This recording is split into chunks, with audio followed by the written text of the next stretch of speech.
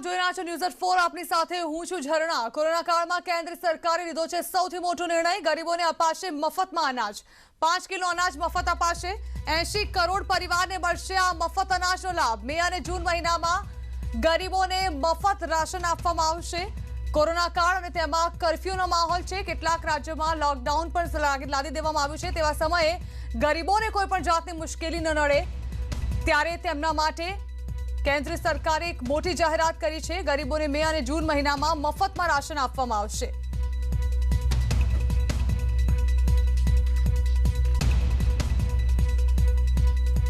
અને આ લાભ 80 કરોડ ગરીબ પરિવારોને મળશે। જી હા, આવા કપરા કાળમાં એકબીજાની મદદ કરવી તે પણ પ્રધાનમંત્રી જણાવી ચૂક્યા છે। અને કેન્દ્ર સરકારે જે નિર્ણય લીધો છે ગરીબોને સહાય થવાનો, તે પણ ગરીબો માટે આ કપરા કાળમાં लॉकडाउन समय में कर्फ्यू समय में खूब ज महत्वपूर्ण साबित थशे। ज्यां बे टंक खावाना पण फाफा पड़ी गया होय तेवी परिस्थिति में मे और जून महीना में केंद्र सरकार द्वारा करवामां आवती आ सहाय गरीबों माटे कौड़ियों बनीने आवशे। વધુ એક સારા સમાચાર, ઝાયડસની વિરાફિનને મળી છે મંજૂરી। વિરાફિનને ઇમરજન્સી ઉપયોગની મંજૂરી મળી છે। ડીજીસીઆઈએ આ ઇમરજન્સી ઉપયોગની આપી છે મંજૂરી। ઝાયડસની વિરાફિન 91.15% અસરકારક છે। ગઈકાલે પણ કોવિડ ટાસ્ક ફોર્સ દ્વારા જે પ્રેસ કોન્ફરન્સ કરવામાં આવી હતી તેમાં વધુ 2 દવાઓનો, વધુ 2 ટેબ્લેટ્સનો સમાવેશ કરવામાં આવ્યો હતો અને હવે ઝાયડસની વિરાફિનને પણ મળી છે મંજૂરી।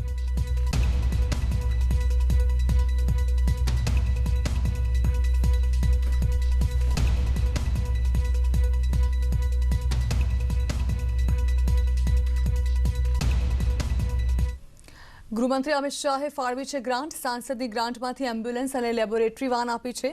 8 એમ્બ્યુલન્સ અને 2 લેબોરેટરી વાન ફાળવવામાં આવી છે।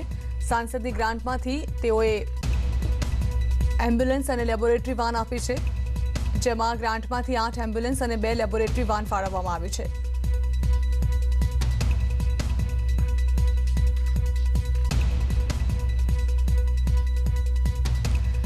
તો કોવિડનો આ કપરો કાળ અને તે સમયે અમિત શાહ જ્યારે ગુજરાત આવ્યા છે ત્યારે તેઓ એક મહત્વની જાહેરાત કરી। જીએમડીસી ગ્રાઉન્ડમાં એક તરફ જ્યાં ડીઆરડીઓ દ્વારા 900 બેડની હોસ્પિટલ ઊભી કરવામાં આવી છે તાત્કાલિકપણે, ત્યારે ગૃહમંત્રી અમિત શાહે અહીં ગ્રાન્ટ પણ ફાળવી છે। એમ્બ્યુલન્સ અને લેબોરેટરી વાનને માટે તેઓએ ગ્રાન્ટ ફાળવી છે, જ્યાં 2 લેબોરેટરી વાન અને 8 એમ્બ્યુલન્સ ફાળવવામાં આવશે। અને આ કપરા કાળમાં એમ્બ્યુલન્સ અને લેબોરેટરી વાન ખૂબ જ મહત્વપૂર્ણ સાબિત થશે।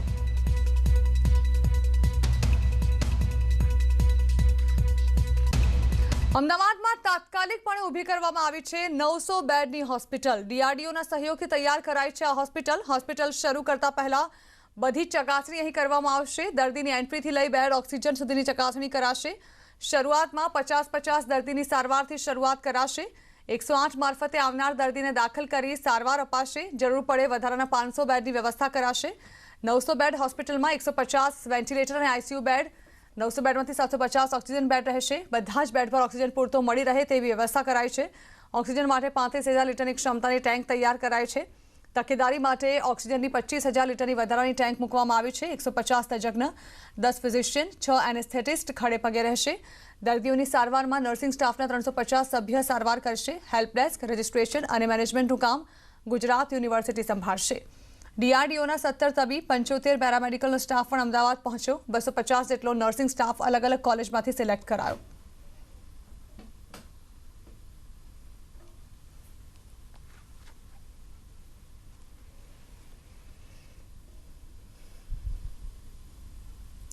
અમદાવાદના તમામ કાપડ બજાર શનિ અને રવિવારે બંધ રહેશે। કોરોનાના વધતા સંક્રમણના કારણે આ નિર્ણય લેવાયો છે, પરંતુ ન્યૂ ક્લોથ માર્કેટમાં ફરી રહેલા કેટલાક એવા બેદરકાર લોકોને જોઈને સવાલ થઈ રહ્યો છે કે શું સ્વૈચ્છિક બંધનો કોઈ મતલબ છે ખરો? કારણ કે અહીં લોકો બેફિકર થઈને માસ્ક વિના જ ફરતા જોવા મળ્યા। વેપારીઓ, રિક્ષા ચાલક, ટેમ્પો ચાલક માસ્ક વિના દેખાયા। અહીં માર્કેટના એન્ટ્રી ગેટ પર સિક્યોરિટી મેન ટેમ્પરેચર ચેક કરવા માટે ઊભા છે। જોકે તેમ છતાં પણ અનેક વાહન ચાલકો ટેમ્પરેચર ચેક કરાવ્યા વિના જ અંદર ઘૂસી જાય છે। તમામ વેપારી એસોસિએશને એવું નક્કી કર્યું કે 3 દિવસ અમે બંધ રાખીશું, પરંતુ ન્યૂ ક્લોથ માર્કેટની અંદર જે પણ લોકો આવે તેની માટે એક વિશેષતા વ્યવસ્થા કરી। અને આ વિશેષ વ્યવસ્થા એટલે અહીં જે પણ વ્યક્તિ આવે તેના હાથ સેનિટાઈઝ કરવા અને તેનું ટેમ્પરેચર છે તે નક્કી કરવું કે કેટલું છે અને ત્યારબાદ તેને જવા દેવામાં આવશે। ખાસ કરીને 2020ની સાલની અંદર એટલે કે ગયા વર્ષે પણ આ પ્રકારે વ્યવસ્થા ગોઠવવામાં આવી હતી, પરંતુ ઠેરની ઠેર તે વ્યવસ્થા લાગી રહી છે. ભલે સેનિટાઈઝ કરવામાં આવે પણ ઘણા બધા લોકો છે જેઓ એન્ટર થાય ત્યારે માપાવા નથી માંગતા. તો ઘણા બધા લોકોમાં ખાસ કરીને સિક્યોરિટી દ્વારા પણ એવું સામે આવ્યું છે કે તે લોકો પણ પોતાની કામગીરી છે તે બરોબર નથી કરતા, જેને કારણે જે લોકો જઈ રહ્યા છે અંદર તેમાં ન તો ઘણા બધા લોકોએ માસ્ક પહેર્યું છે કે ન તો તેમણે સેનિટાઈઝર કર્યું છે અથવા તો તેમણે ટેમ્પરેચર પણ ચેક નથી કરાવ્યું. ત્યારે આવી પરિસ્થિતિની અંદર ખાસ કરીને સૌથી મોટી વ્યવસ્થા એ છે કે જે પ્રકારે અહીં લોકો પણ પોતે માસ્ક પહેર્યા વગર આવે છે, ત્યારે સવાલ થઈ રહ્યો છે કે 3 દિવસનું બંધ છે તે કેટલું કારગર સાબિત થશે. દીપિકા કુમાર, ન્યૂઝ 18 ગુજરાતી, અમદાવાદ. અમદાવાદના જોધપુર વિસ્તારમાં આવેલા સ્ટાર બજારને કોર્પોરેશન દ્વારા સીલ મારી દેવાયું છે. 50% સ્ટાફનું પાલન ન કરતા હાલ બજારને સીલ કરી દેવાયું છે. કોવિડ ગાઈડલાઈનના ભંગ બદલ આ કાર્યવાહી કરવામાં આવી છે.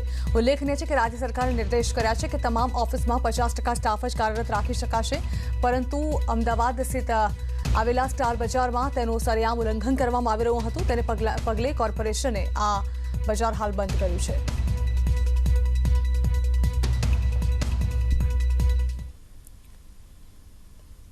પંચમહાલ જિલ્લામાં ગ્રામ્ય વિસ્તારના દર્દીઓને સારવાર મળે તે માટે વ્યવસ્થા કરાઈ રહી છે. હાલ તમામ 17 આરોગ્ય કેન્દ્ર ખાતે કોવિડ કેર સેન્ટર શરૂ કરાયા છે, જેમાં 7 પ્રાથમિક આરોગ્ય કેન્દ્ર અને 10 સામૂહિક આરોગ્ય કેન્દ્રનો સમાવેશ થાય છે. આ તમામ આરોગ્ય કેન્દ્રમાં 300 જેટલી પથારી અને પ્રાથમિક ધોરણે ઓક્સિજનની સુવિધા ઉપલબ્ધ કરવામાં આવી છે. ગ્રામ્ય વિસ્તારના લોકો કોરોનાના કારણે હોસ્પિટલની સ્થિતિ જોઈને હાલ ગોધરા કે હાલોલ જતા ભય અનુભવી રહ્યા છે. એવા સમયે ગ્રામ્ય સ્તરે સારવાર ઉપલબ્ધ થતા રિકવરી રેટ સુધરવાની આશા છે.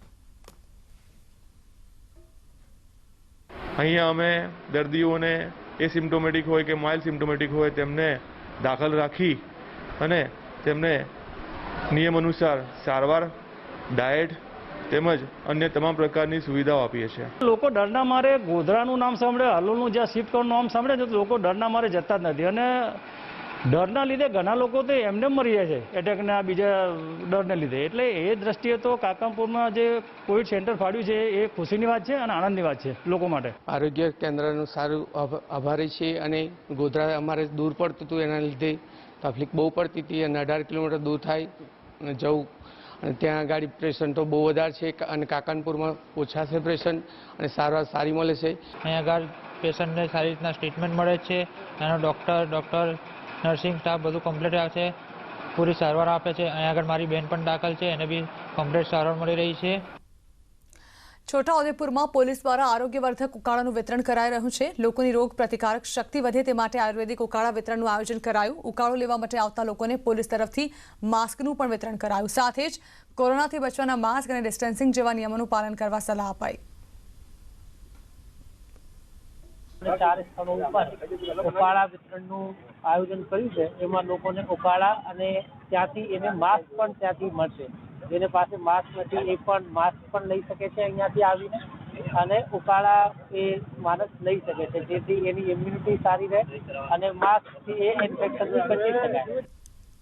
એસએસજી હોસ્પિટલ ખાતે ફિઝિયોથેરાપિસ્ટ સ્ટાફે કર્યો હોબાળો. માર્ચ 2020થી હાલ સુધી કાર્ય કર્યું હોવા છતાં પગારમાં કોઈ વધારો નહીં કરાતા તો ફિઝિયોથેરાપિસ્ટનું કોરોનામાં મોત થઈ જતા કોઈ પણ જવાબદારી ન લેવાતા અહીં 40થી વધુ ફિઝિયોથેરાપિસ્ટ એસએસજી ઉમટ્યા હતા અને જબરદસ્તી કામગીરી સોંપવા છતાં કોઈ દરકાર નથી લેતા તેવો વિરોધ કર્યો હતો.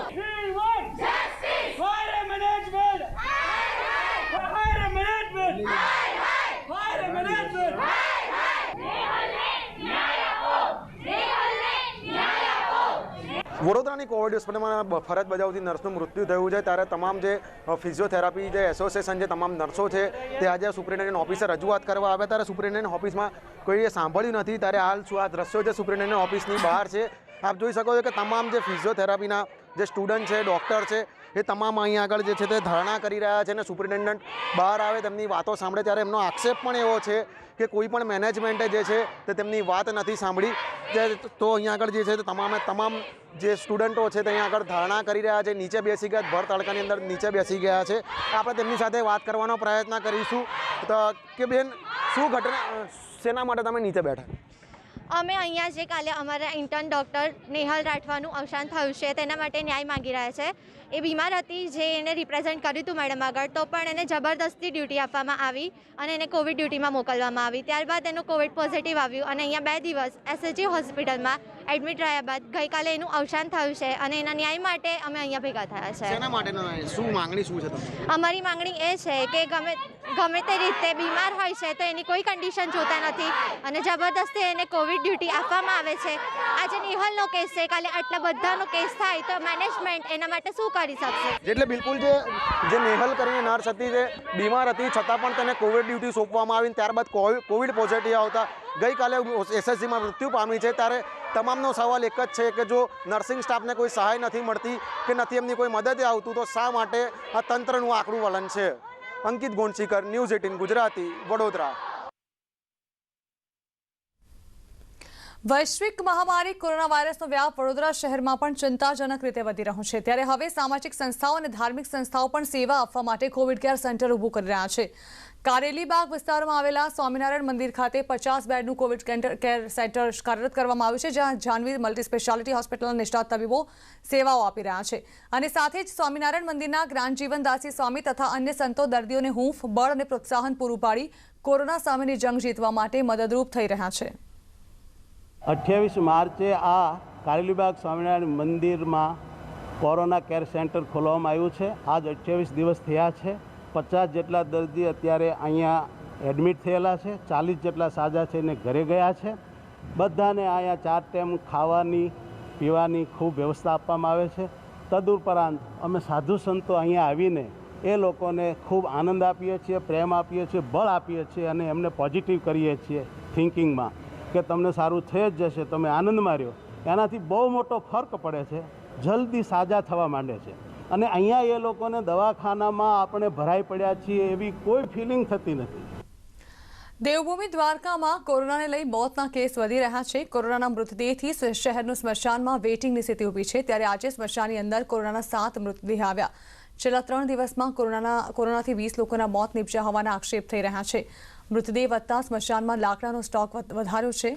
દાતાઓ દ્વારા લાકડાઓ મોકલવામાં આવ્યા છે. મોતનો આંક વધતા લોકોમાં ચિંતાનું મોજું ફરી વળ્યું છે.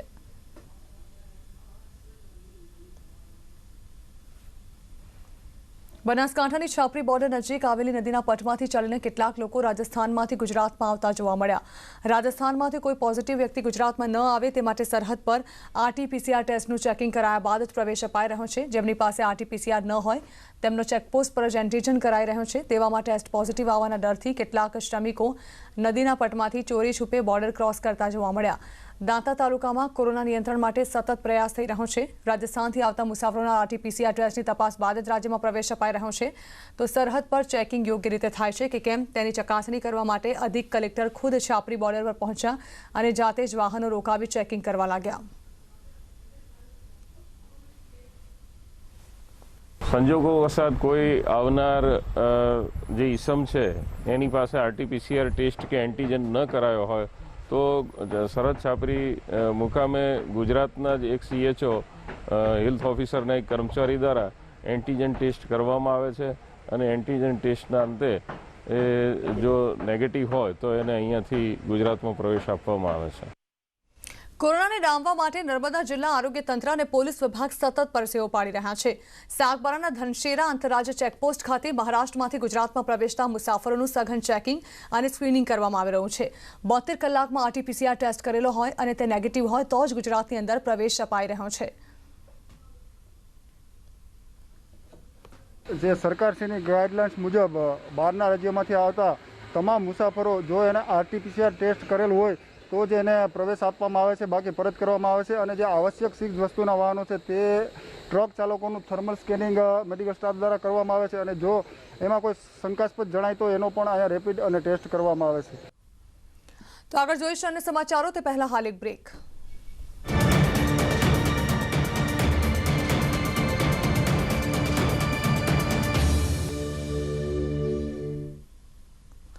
Welcome back. ભારતનું મિશન જ્યાં કોરોનાને નાથવાનો છે તેને ભગાડવાનો છે ને તે માટે ઝાયડસની વિરાફિનને મળી છે મંજૂરી, એટલે કે વધુ એક સફળતા. વિરાફિનને ઇમરજન્સી ઉપયોગની મંજૂરી મળી છે.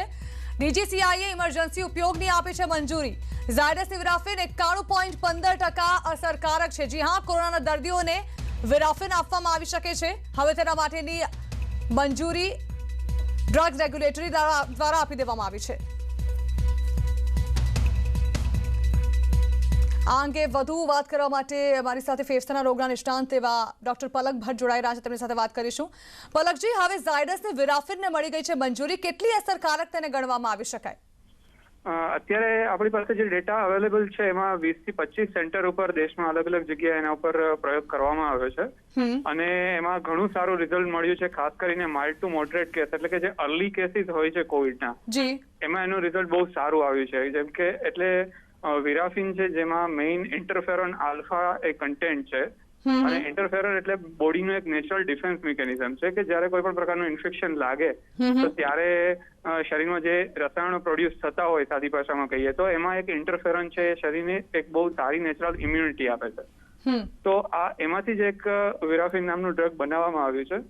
તો એનું રિઝલ્ટ અત્યારે ઘણું સારું આવ્યું છે માઇલ્ડ ટુ મોડરેટ કેસમાં. તો હોપ છે કે ના એ ઘણું સારું ઇમ્પ્રુવમેન્ટ લાવશે અને ખાસ કરીને સિવિયર કેસ બનતા એ અટકાવી શકશે અર્લી ઉપયોગ કરવામાં આવે તો એનો. જી પલકજી, ગઈકાલે પણ કોવિડ ટાસ્ક ફોર્સ દ્વારા જે પ્રેસ કોન્ફરન્સ કરવામાં આવી હતી તેમાં પણ વધુ 2 ટેબ્લેટનો સમાવેશ કરવામાં આવ્યો હતો, કારણ કે લોકોનું જે મન છે એક તરફ વળી ગયું છે કે રેમડેસિવિર જ એક અકસીર ઉપાય છે કોરોનાથી બહાર આવવા માટે. રેમડેસિવિર ઇન્જેક્શન હશે તો તુરંત સાજા થઈ જવાશે. હવે જેમ જેમ જે નવી દવાઓના નામ સામે આવી રહ્યા છે કે જે હવે કોરોનાના દર્દીઓ માટે ઉપયોગમાં લેવાશે, એટલે વધુ એક આશા ચોક્કસથી બંધાઈ છે કે હવે જે દર્દીઓ શરૂઆતી તબક્કામાં હશે તેને સાજા કરી શકાશે. નહીં, સાચી વાત છે કે અત્યારે રેમડેસિવિર માટે જ દરેકને એવું છે કે રેમડેસિવિર મળશે તો તરત સારું થઈ જશે. પણ એક દર્દીઓને એક ચોક્કસ હું એમના રિલેટિવ્સને કહેવા માંગીશ કે રેમડેસિવિરનું રિઝલ્ટ ઘણું સારું છે, પણ એવું નથી કે એ ન મળે તો પેશન્ટને સારું ન થઈ શકે. સ્ટીરોઇડ પણ એક અલ્ટરનેટિવ તરીકે બહુ સારો રિસ્પોન્સ આપી જ રહ્યું છે. જી, ખૂબ ખૂબ આભાર પલકજી અમારી સાથે વાતચીત કરવા બદલ. એવું તો શું છે જે બધાને ભારતીય હોવાનો ગર્વનો અહેસાસ કરાવે છે, સાથે જ બાકીની દુનિયાથી પણ અલગ બનાવે છે? ખરેખર એ છે આપણી આત્મનિર્ભર બનવાની ક્ષમતા અને આપણા અંદર આત્મસન્માનની ભાવનાનું હોવું. નેટવર્ક 18ની પહેલ અને આઈટીસી પ્રસ્તુત સ્વાભિમાન ભારત એક એવો જ ઇનિશિયેટિવ છે જે તમને દેશભરના આવા જ ભારતીયોની વાત જણાવશે જે સરકારની મદદ વગર સમસ્યાઓનું સમાધાન કરી રહ્યા છે. નવીનતા અને સિદ્ધિઓની વાર્તાઓ જે આપણને બતાવે છે કે આપણે એક રાષ્ટ્ર તરીકે કેટલા મજબૂત છીએ. આ વાત છે પશ્ચિમ બંગાળના એક એવા ગામની જ્યાં કલાએ લોકોનું જીવન બદલી નાખ્યું.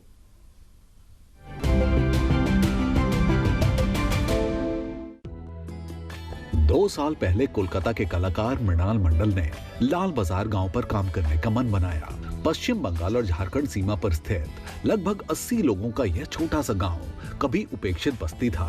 मृणाल ने इसे अपना दूसरा घर बनाया और कला का इस्तेमाल करके इसे सही तरीके से रचाया बसाया. यहाँ के ग्रामीण मुख्य रूप से आसपास के खेतों में मजदूर के रूप में काम करते थे और उनमें से कुछ स्वयं छोटे किसान थे. आज वे कुटुंब हस्तकला, मिट्टी के बर्तनों और दीवार पेंटिंग जैसे कलाओं में प्रशिक्षित हैं और उन्हें पर्यटकों को बेचकर अच्छे पैसे कमा लेते हैं. यहाँ हम लोग एक स्कूल चलाते हैं पेंटिंग, ड्राइंग, क्राफ्ट का, और बहुत सारे कलाकार बाहर से भी आते हैं, यहाँ सिखाते हैं, रहते हैं, यहाँ ये लोग के साथ काम करते हैं.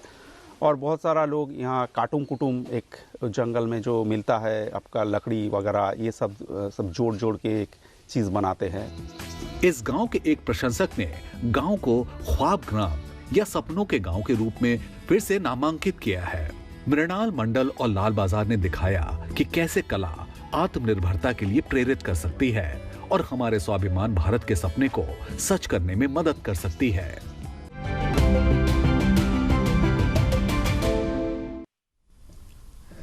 ભારતમાંથી આવી સફળતા અને કહાનીઓ જોવા માટે નેટવર્ક 18ની ખાસ રજૂઆત આઈટીસી પ્રેઝન્ટ સ્વાભિમાન ભારત સાથે જોડાયેલા રહો. હાલ કોરોના મહામારીમાં સાવચેતી એ સમજદારી છે, ત્યારે આવો સાંભળીએ મુખ્યમંત્રી શ્રી વિજયભાઈ રૂપાણીનો આ સંદેશ.